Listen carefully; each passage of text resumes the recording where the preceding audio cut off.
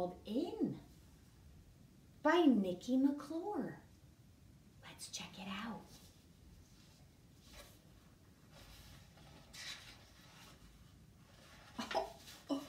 First picture, In. What's he got there? He's hiding in the basket and he's got a little giraffe.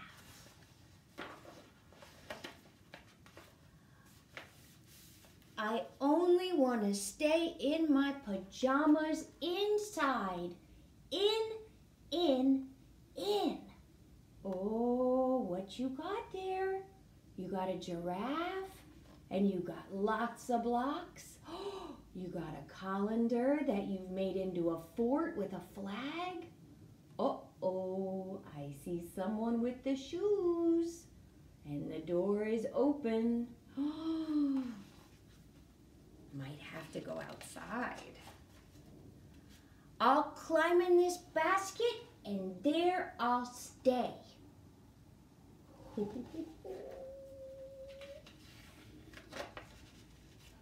Until I make a rocket ship to fly away. Oh, look at the rocket ship he made. Ooh, that's so good. And he tied a bottle on his back, and he's got his glasses, and he's got a whisk and his spatula, and he is all ready to go. Here I go into space. But I will only fly in inner space. Honk, honk, honk, honk. He's not gonna fly with the birdies. He's just gonna fly to inner space.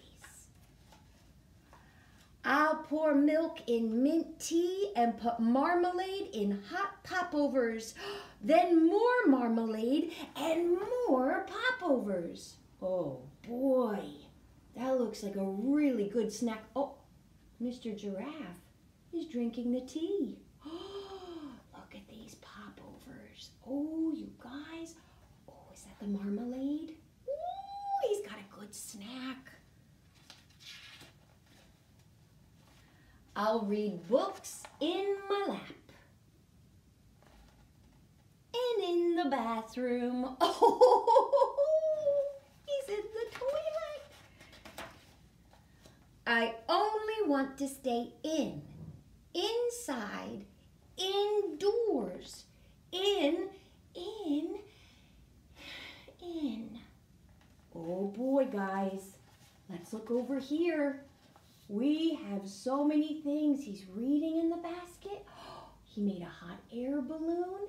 He's got the birds outside that he's looking at. Oh, and he's hiding in the basket.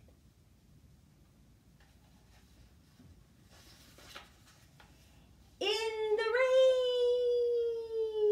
rain. In a puddle. Splash.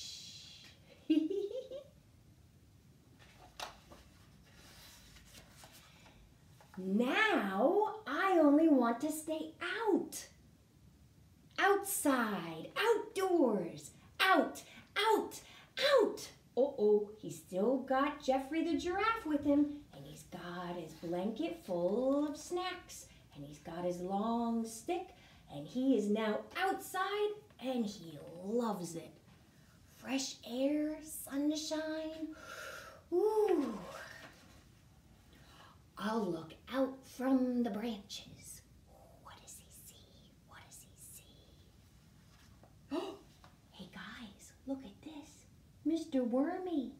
Oh, and there's Mr. Giraffe. Until I run out of jam. He's hanging from a tree branch. He's got his Superman cape on. He's got his yellow hat. And he's got his jam and his popovers, and there's Mr. Jeffrey. I'll stay out to see Owl. Ooh, ooh. I see you, Mr. Owl, and so does Mr. Giraffe see you, Mr. Owl. Ooh, ooh, ooh. Lots of owls. Every kind of owl.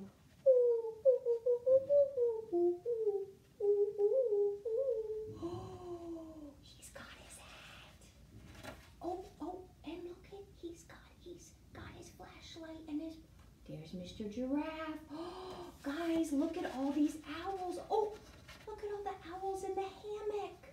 How cool is that? Ooh. Oh, it is cold out. It is wet out. Now, I only want to be in my warm home, in my bed, in. And there's the moon, and there's the binoculars, and there's Mr. Jeffrey, and there he's making shadows with his hand. So there's, a shadow bird on the wall. Your mommy and daddies can help you do that too. You can do shadows on the wall with a light. Oh boy. And so now they've got a guide in this book to tell you what each owl is. Oh boy, guys. I'm gonna pick another book because this might get a little involved. Let's see what's on the next page. Oh, for Rowan. I like that book, you guys. Did you like it too? Sometimes I do want to be inside. I just want to be inside with my cozy blanket and my snacks, and I just want to watch cartoons. But sometimes I want to be outside with the sun on my face and the beautiful trees and the grass, and I want to play kick the ball, and I want to play tag, and I want to run around. So sometimes it's good to be inside and outside. But right now, we all have to be inside. So we have to have fun and make up games inside. Guys, it's time for our second book. Are you ready? Do it with me.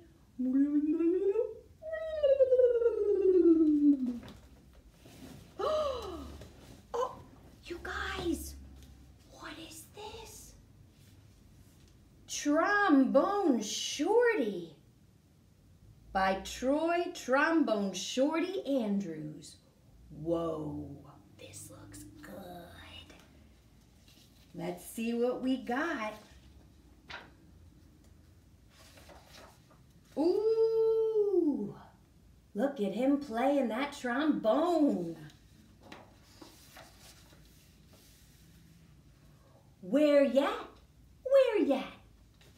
We have our own way of living down here in New Orleans, and our own way of talking too.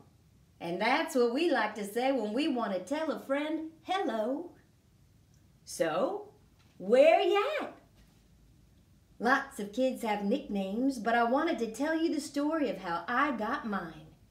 Just like when you listen to your favorite song, let's start at the beginning, because this is a story about music. Oh, you guys, look at this. I like this book already. But before you can understand how much music means to me, you have to know how important it is to my hometown, my greatest inspiration. I grew up in a neighborhood in New Orleans called Treme. Any time of day or night, you could hear music floating in the air. Floating in the air like the balloons. Oh, he's hearing music. There's music everywhere. And there was music in my house, too. My big brother James played the trumpet so loud you could hear him halfway across town.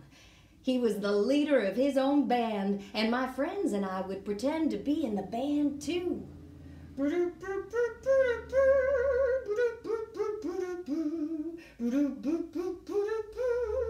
Follow me, James would say.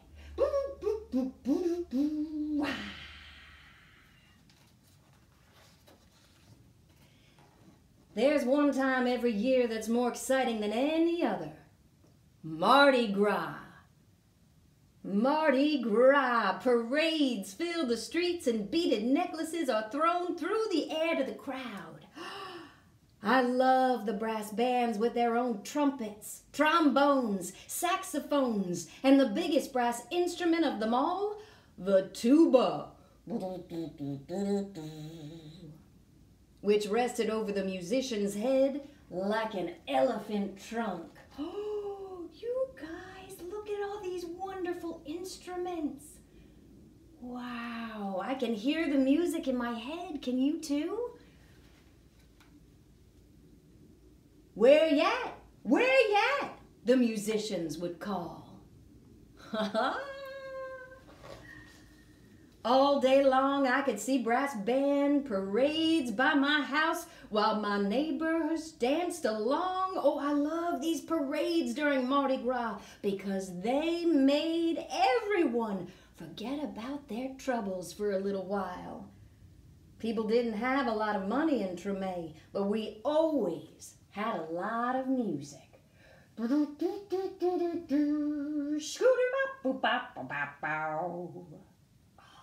guys, look at that music. Look at all those people. Oh, it looks like so much fun. I listen to all these sounds and mix them together, just like how we make our food. We take one big pot and throw in sausage, crab, shrimp, chicken, vegetables, rice, whatever's in the kitchen, and stir it all together. When it's done, it's the most delicious taste you've ever tried. We call it gumbo, and that's what I wanted my music to sound like. Different styles combined to create my own musical gumbo. There's Mama putting the shrimp in the gumbo, and there's the boys playing the brass band. Ooh, that's a good scene. But first, I needed an instrument. The great thing about music is that you don't even need a real instrument to play. So my friends and I decided to make our own. What are they gonna make? Ooh!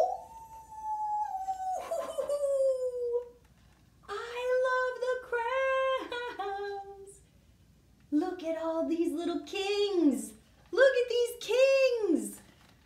We might have sounded different from the real brass bands, but we felt like the greatest musicians of Treme. Oh, we were making music, and that's all that mattered. Then one day I found a broken trombone that looked too beaten up to make music anymore. It didn't sound perfect, but finally, with a real instrument in my hand, I was ready to play.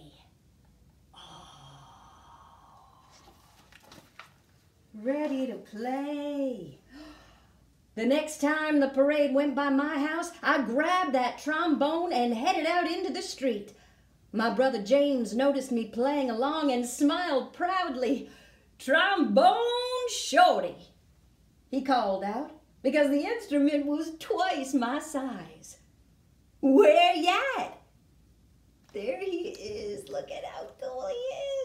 Playing along, Trombone Shorty. From that day on, everyone called me Trombone Shorty. I took that trombone everywhere I went and never stopped playing. I was so small that sometimes I fell right over to the ground because it was so heavy. But I always got back up, and I learned to hold it up high. I listened to my brother play songs over and over, and I taught myself those songs too. I practiced day and night, and sometimes I fell asleep with my trombone in my hands. He's fast asleep with his trombone. Oh, he loves that instrument. One day, my mom surprised me with tickets to the New Orleans Jazz and Heritage Festival, the best and biggest music festival in town. Well, we went to see Bo Diddley, who my mom said was one of the most important musicians of all time. As I watched him on stage, I raised my trombone to my lips and started to play along. He stopped his band in the middle of the song and asked the crowd, "Who's playing out there?" "Oh, Trombone Shorty's playing." Everyone started pointing, but Bo Diddley couldn't see me because I was the smallest one in the place. So my mom held me up in the air and said, "That's my son, Trombone Shorty. Look at him." "Well, Trombone Shorty, come on up here," Bo Diddley yelled.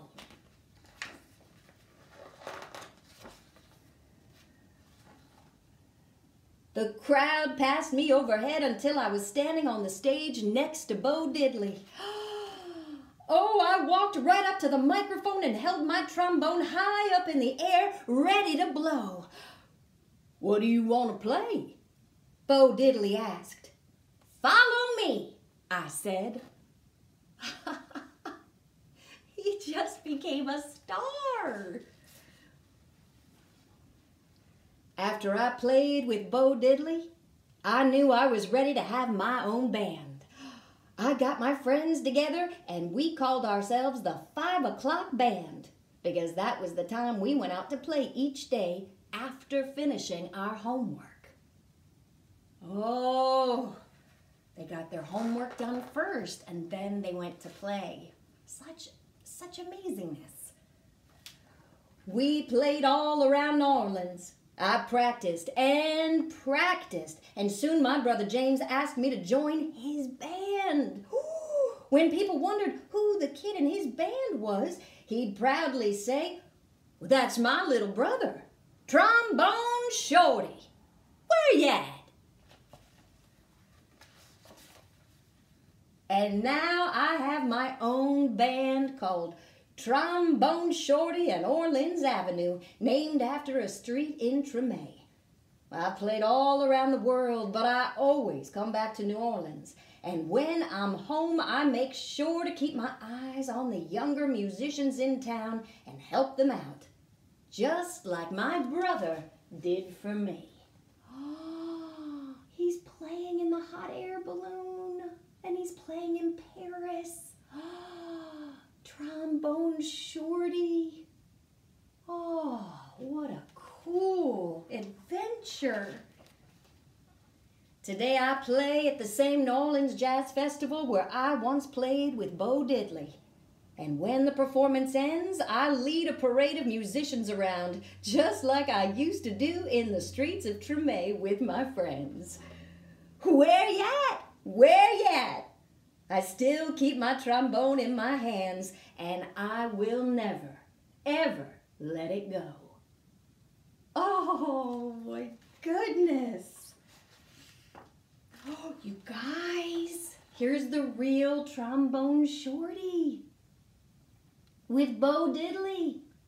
You guys, look how little he is.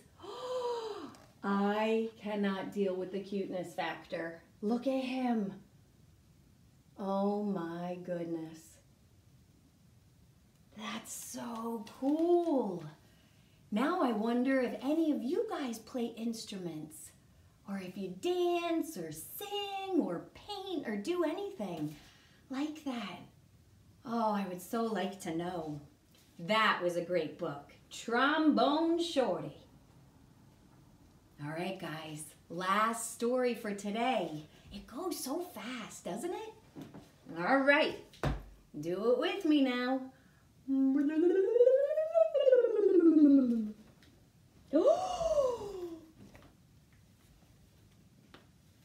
Peppa Pig. Now, I know we did this on day 1 with the Zoom, but I know you guys love Peppa. I love Peppa. All right, let's have some muddy puddle fun with Peppa and her friends.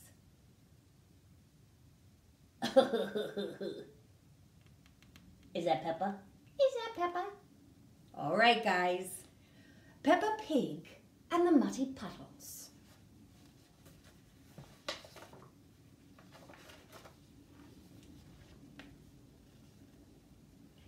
Mummy Pig and Daddy Pig are tucking Peppa and George into bed. There's so much rain, Peppa says. That means there will be muddy puddles to jump in tomorrow, Mummy Pig says with a smile. The splish, splash, splosh of raindrops on the window sings Peppa and George to sleep. They dream of muddy puddles. Muddy puddles, muddy puddles. Oh, I can't wait to play, can't wait to play.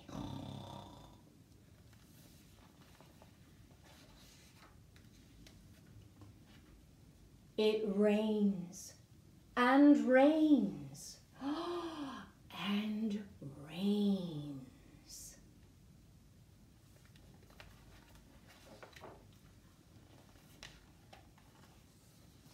I'll do it this way. The next morning, the sun is shining. Daddy Pig runs out to jump in a muddy puddle, but he lands in a big pool of water instead. Splash! Oh dear. Quack, quack, quack, quack, quack, quack, quack, quack. Oh, well, how did this water get here? Daddy Pig asks. And where are the muddy puddles? Asks Peppa. Our house is on an island, says Peppa. Oh dear, says Mummy Pig. What will we do?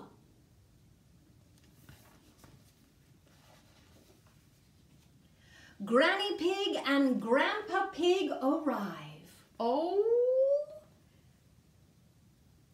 On their boat. Well, ahoy there, Grandpa Pig says. Wonderful boating weather. We're going to the store. Can George and I come too? Yes, we'll do the shopping for everybody.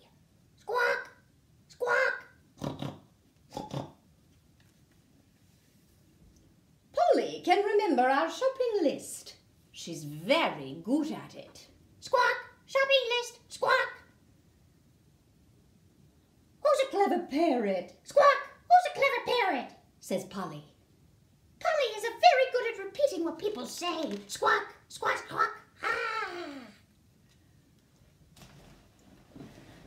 Peppa, George, Grandpa Pig, Granny Pig and Polly motor across the water. It's fun, but there are no muddy puddles.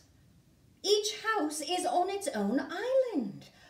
They go from house to house, asking everyone what they need from the store. Are you gonna come to the store? 'Cause we're on an island too. Ooh, do you see the roses? Who's in here? Who's in there? Oh, I think that's the sheep. Susie Sheep asks for chocolate. Squawk, chocolate. Polly repeats. Grandad Dog needs a newspaper and Danny Dog wants a comic book. Squawk, newspaper, comic book. Grumpy Rabbit wants cheese. Squawk, cheese. Polly repeats. Oh, you guys, they're at the store. They're gonna get everything. Grandpa Pig's boat arrives at the supermarket. Hello, says Miss Rabbit. what can I get you? Polly knows, Peppa says proudly. Squawk. Polly opens her beak. Who's a clever parrot? Who's a clever parrot? She says. Polly has forgotten the list. Don't worry, says Peppa. I remember. So they get what's needed and go back to deliver everything. Cheese, says Grumpy Rabbit. thank you. A newspaper and comic book, says Grandad Dog and Danny Dog. Thank you. says Susie Sheep. Thank you. Chocolate for dinner, asks Mummy Sheep. Just a little chocolate. Mummy, please. Peppa and George are very sleepy. Peppa and George are very sleepy when they arrive back home. Did you have fun? Asks Mummy Pig. Yes, says Peppa. we got lots of things at the store. We got something for everyone.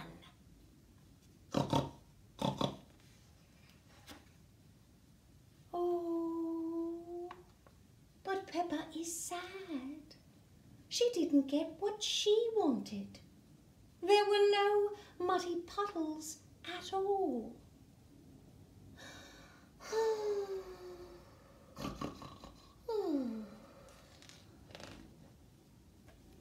The next morning the sun is shining brightly in the clear blue sky. Polly Parrot comes to visit. Grandpa Pig's boat is stuck on Peppa's front lawn. Oh, Granny Pig says, looking out from the boat. Oh, the flood is over. They all look around.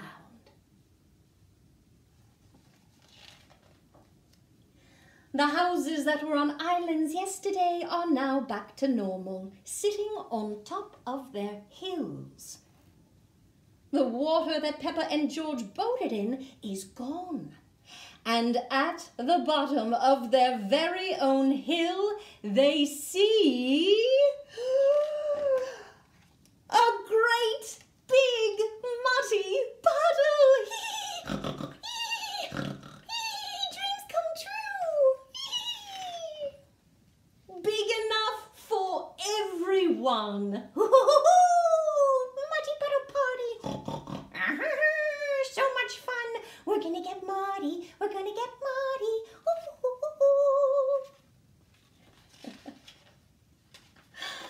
Peppa and George. The end. Yay! We had such good books today. Now listen, Mom and Dads, everyone that's in charge, please put on your music so that everyone can have a dance party. The last 2 minutes, what are we gonna do? We're gonna dance party. We're gonna dance party and twirl around, twirl around. Yay! I hope you enjoyed story time today. I sure did. It was so much fun. And I hope to see you again tomorrow. Mwah!